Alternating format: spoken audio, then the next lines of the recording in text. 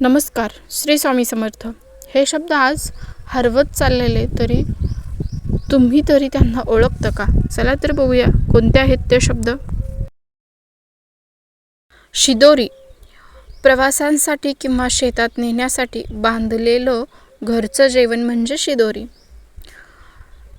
रांधणघर. रांधणघर म्हणजे स्वयंपाक करण्याची जागा. घराचं अन्न तयार होणारं केंद्र म्हणजे रांधणघर. घंगाळ.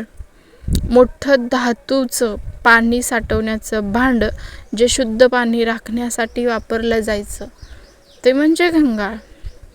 मोरी.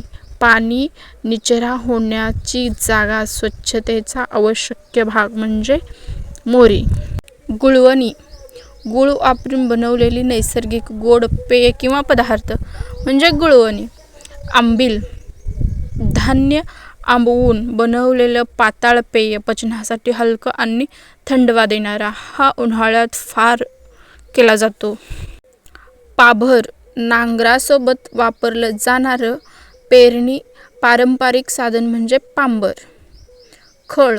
धान्य मळण्यासाठी किंवा वेगळं करण्यासाठी सपाट केलेली जागा म्हणजे खळ. पन्हेरी. रोपं वाढवण्यासाठी तयार केलेलं छोटंसं शेतजमीन.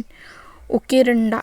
घरातील कचरा टाकण्यासाठी जागा, सेंद्रिय खत तयार होण्याचे ठिकाण म्हणजे उकिरंडा.